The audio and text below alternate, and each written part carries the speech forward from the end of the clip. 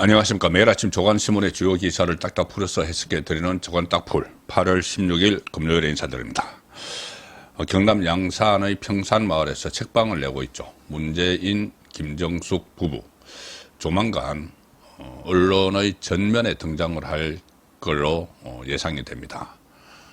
문재인 전 대통령 같은 경우는 이스타항공의 이상직 창업주가 딸 문다혜 씨의 태국 이주를 도운 그 과정에서 2억 원 플러스 알파가 제공됐다.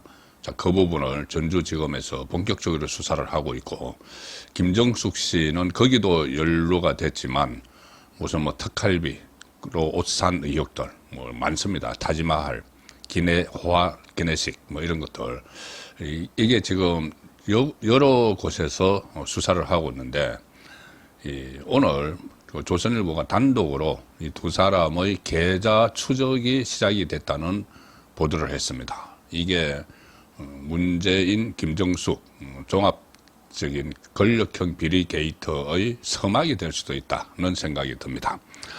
자, 조선일보 일면 하단 기사입니다. 검찰 문 전 대통령 부부 계좌 추적, 전사위 항공사 취업 특혜 의혹, 월급으로 가장한 뇌물 여부 수사. 제가 지금 계속 말씀 들어왔던 서창호 씨 문제입니다. 서창호, 문다혜 두 사람이 지금은 이혼을 했죠. 그런데 문재인 대통령 재임 시절에 두 사람이 갑자기 태국으로 이주를 한 그 내용입니다. 문재인 전 대통령의 전사위 서모 씨의 타이 이스타젯 특혜 채용 의혹을 수사 중인 검찰이 문재인 부부의 계좌 거래 내역을 조사 중인 것으로 알려졌다. 자, 조선일보 취재를 종합하면은 전주지검 형사 3부 부장 한연규, 여기 전주지검 형사 3부 검사 9명이 전원 투입됐다. 말씀을 드린 적이 있습니다. 최근 문재인, 김정숙에 대한 금융계좌 추적용 압수수색 영장을 법원에서 발부받았다. 자, 법원도 압수수색의 필요성을 인정을 한 것이죠. 딸 문다혜 씨 가족과의 자금 거래 흐름을 분석 중이다. 영장에는 이렇게 되어 있습니다. 문재인 전 대통령 부부 명의의 계좌와 혐의 그리고 기간 등이 특정이 되어 있다. 혐의도 다 지금 특정이 되어 있습니다. 이 혐의가 뭐냐면은 문재인 부부가 딸 문다혜 씨 가족의 생활비를 언제부터 얼마나 지원해 왔는지,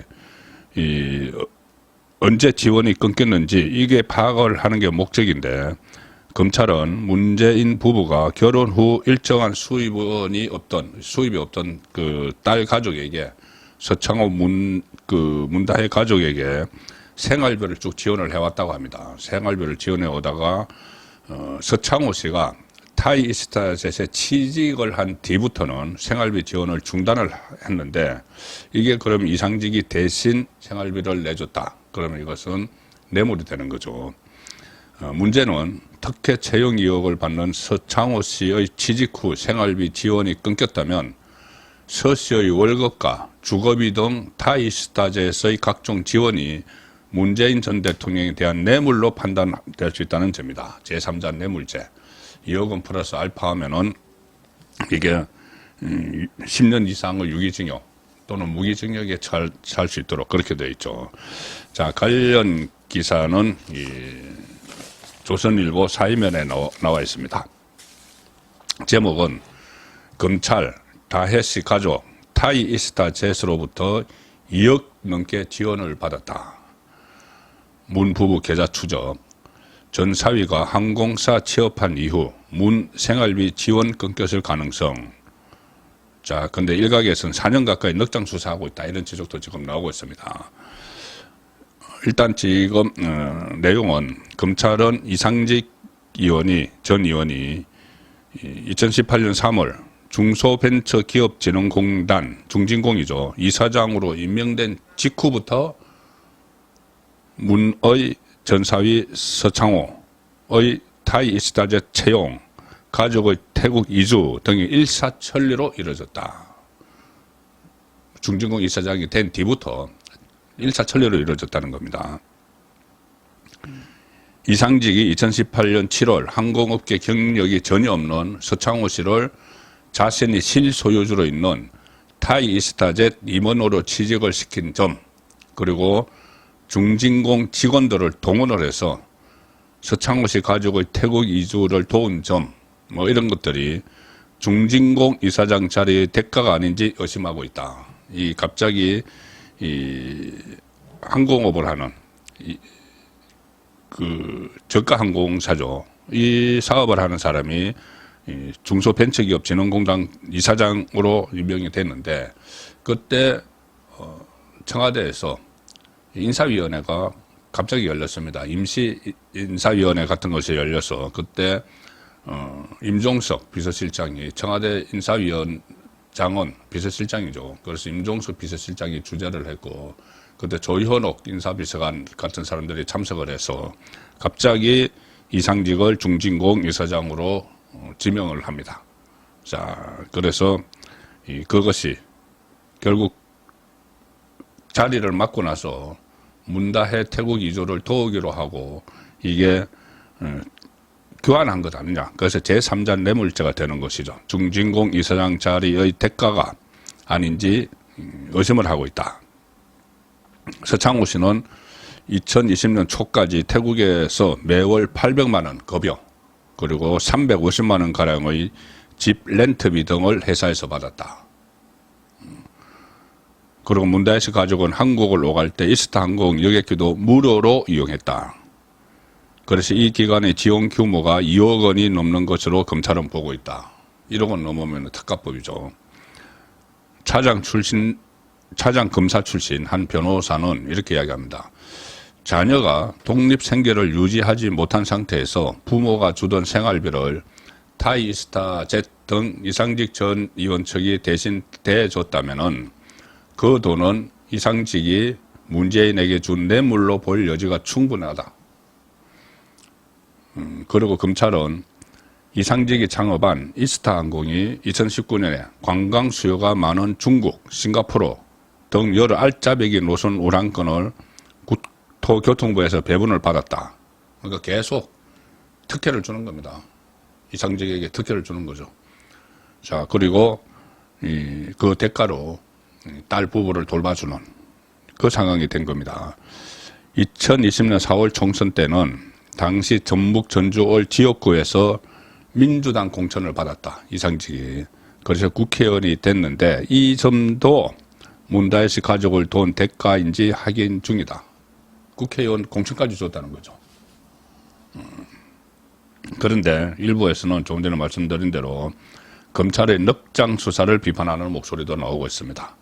이 사건 수사는 지난 2020년 국민의힘 고발로 시작이 됐는데 4년 가까이 결론을 내지 못하고 있다. 말씀드린 대로 조현옥 전 청와대 인사수석 등 문재인 정부 인사들을 다 소환을 했지만 수사가 수년째 이어지다 보니 반발만 커지는 분위기다.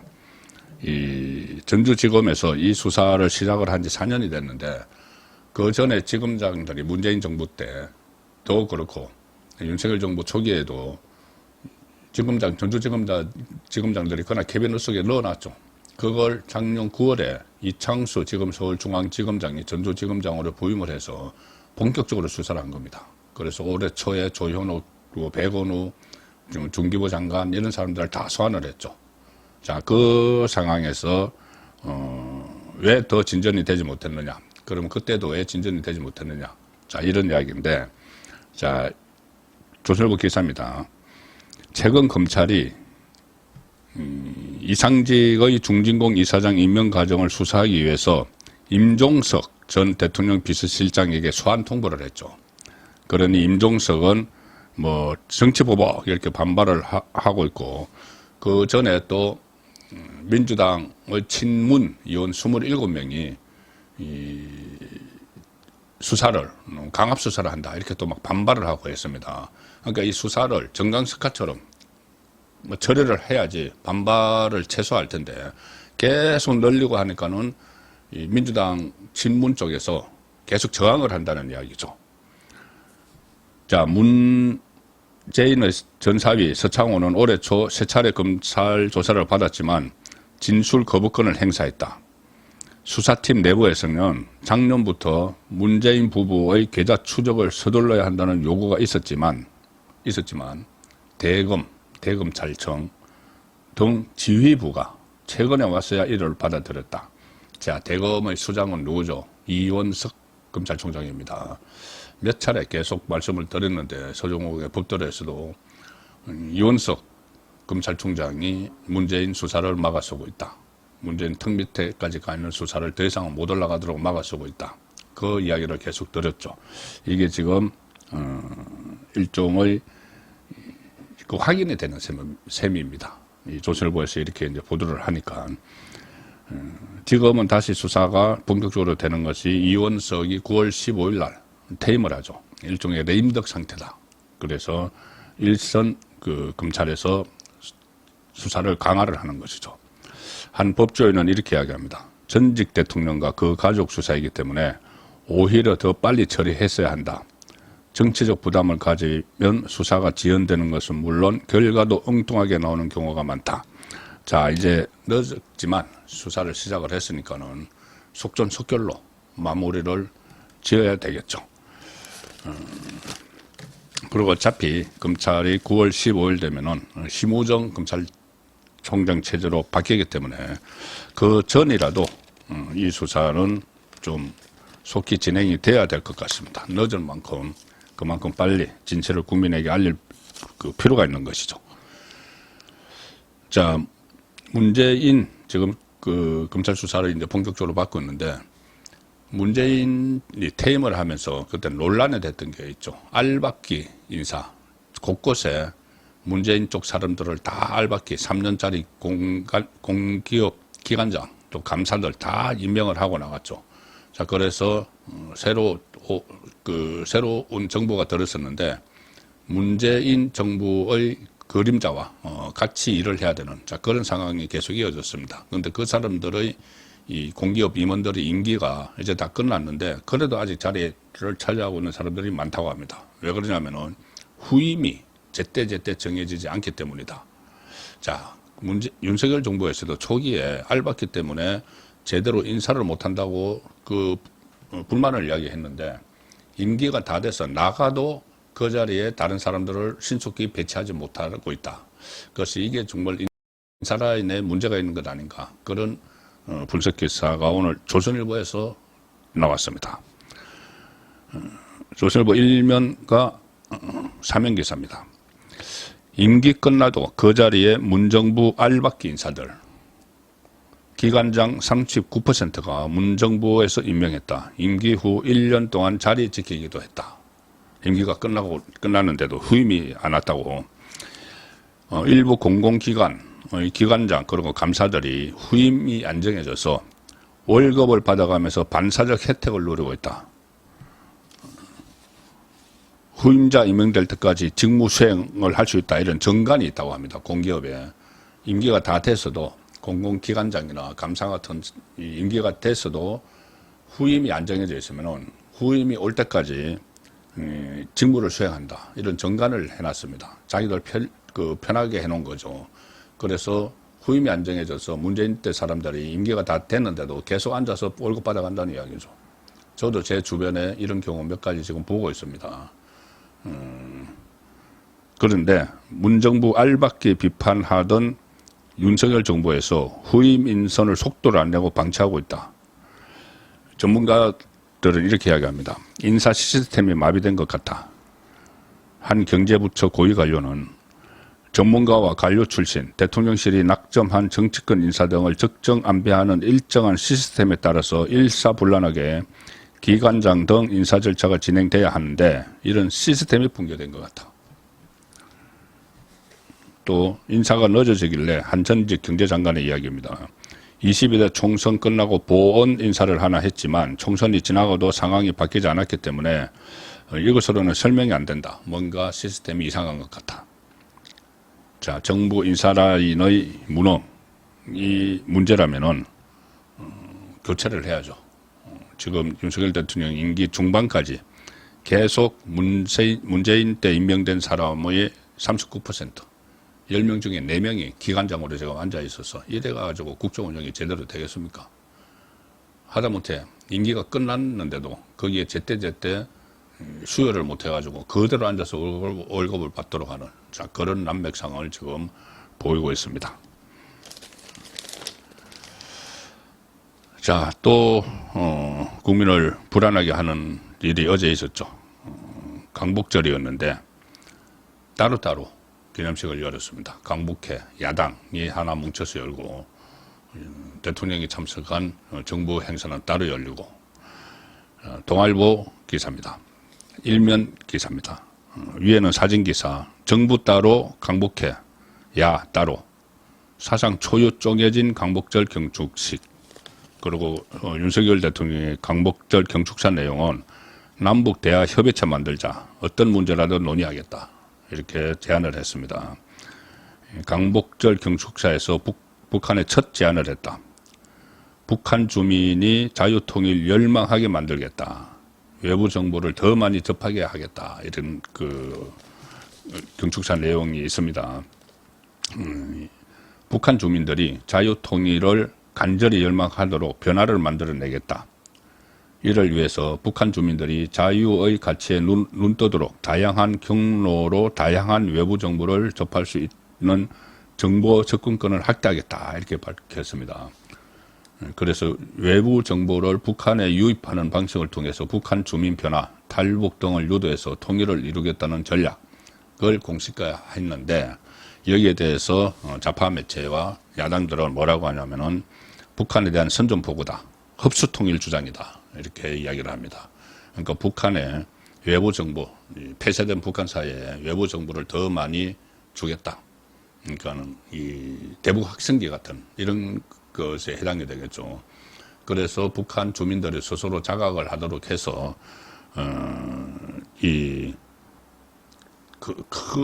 멀리 내다보면은 이제 하나의 대한민국으로 좀 통일로 가는 그런 구상인데, 그것과 같이 동시에 대화도 하자, 북한 당국에 요청을 했습니다. 그러니까는 좌파에서는 대화를 하자고 하면서 북한을 외부 정보를 더 많이 접하게 하겠다. 이것은 모순된 것 아니냐. 그래서 흡수 통일하자는 거냐. 이렇게 주장을 하는 상황이죠. 그런데 대화의 문을 항상 열어놔야죠. 열어놓고 그와 별개로 북한에 더 많은 정보를 줘서 북한을 변화시키겠다는 취지의 강복절 경축사였습니다.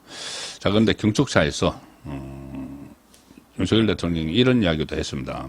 작년 강복절 경축사에서 공산 전체주의 맹종 세력, 이렇게 맹비판을 했죠. 그때 당시 민주당을 정조준한 건데, 그때와 지금의 민주당, 오히려 민주당 더 독해졌습니다. 그래서 이재명, 조국 방탄을 위해서 지금 국정을 어지럽게 만들고 있는 게 사실이죠. 이 부분에 대해서 윤석열 대통령이 질타를 했습니다. 직접적으로 민주당을 언급을 하진 않았지만 사실상 이재명, 조국의 민주당, 조국당을 질타한 것이죠. 이렇게 이야기합니다. 이른바 가짜뉴스에 기반한 허위선동, 그리고 사이비 논리는 자유사회를 교란시키는 무서운 흉기다. 무서운 흉기다. 이를 악용하는 검은 선동 세력. 자, 누굴까요? 검은 선동 세력에 맞서 자유의 가치 체계를 지켜내려면 우리 국민들이 진실의 힘으로 무장해서 맞서 싸워야 한다.